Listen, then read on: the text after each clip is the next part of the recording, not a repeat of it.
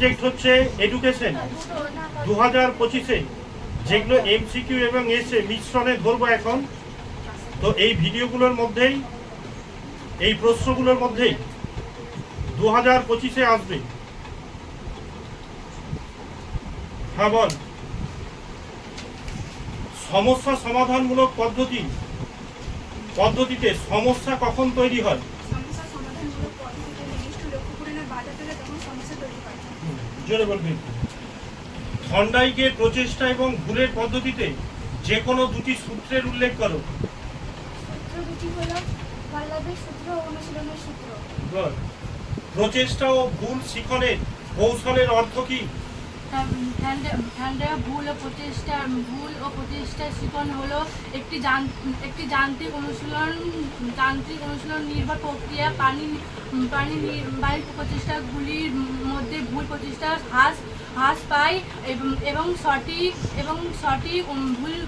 সঠিক প্রচেষ্টাগুলি হ্রাস নির্দিষ্ট হয়। এইভাবে শিখন সম্পূর্ণ হয়।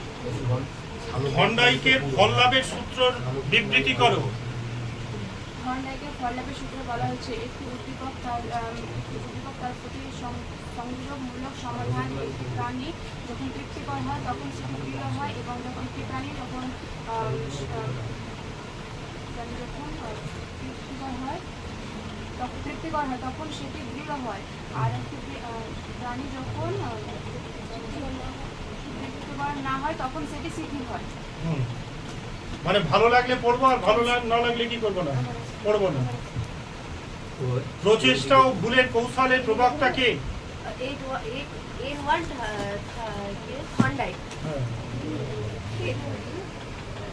সর্বাঙ্গীন শিখন কি? সমসাময়িক পাঠ্যসঙ্গীর কাছ থেকে যেসব বিষয় শিখে নেওয়াকে সমসাময়িক। থর্নডাইকের দেয়া শিখনের যে কোনো একটি মুখ্য সূত্রের নাম বল। ফল লাভের সূত্র, অনুশীলনের সূত্র। পাজল বক্স কি? প্রখ্যাত বিজ্ঞানী থর্নডাইক শিখনের সঠিক নিয়মকে পর্যালোচনা করার জন্য বিড়াল এবং মাছের উপরে একটি গবেষণা করেছিল। সেই গবেষণাতে যে একটি উপকারের বক্স ব্যবহৃত হয়েছিল সেটি সাধারণত পাজল বক্স নামে পরিচিত।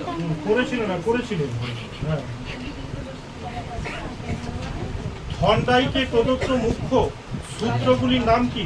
ফল লাভের সূত্র, অনুশীলনের সূত্র আর প্রচেষ্টা। টাইম কার্ড কি? এটা হয়নি আমার।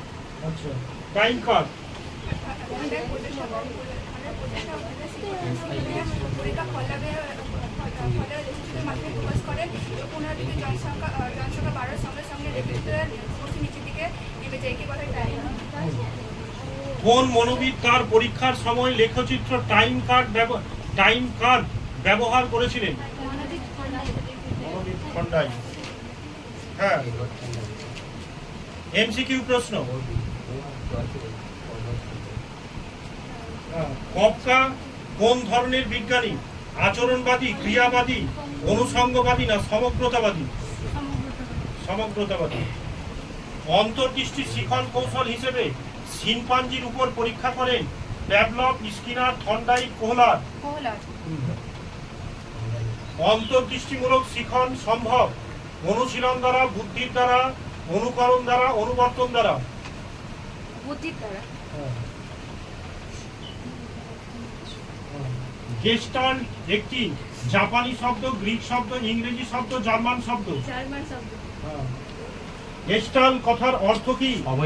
অবয়ব। গেস্টাল্ট মতবাদ কি? গেস্টাল্ট হলো একটি জার্মানি শব্দ যার অর্থ হচ্ছে অবয়ব।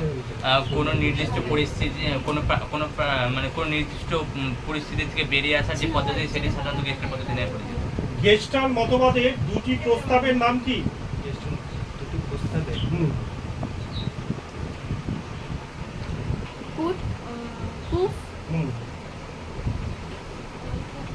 উলফা আর কোহলার। দুইজন বিজ্ঞানী নাম ছিল। আমি তোমাদের ছোট ভাই, আমি বারবার বলছি আমার বাবার কমনগুলো তোমরা করো, 99% আসবে। ও তোমরা অনেকে ভিডিও দেখছো কিন্তু লাইক আর সাবস্ক্রাইব করছো না। তোমরা লাইক এন্ড সাবস্ক্রাইব করে আমার বাবার চ্যানেলটাকে একটু আগিয়ে নিয়ে যেতে সাহায্য করো।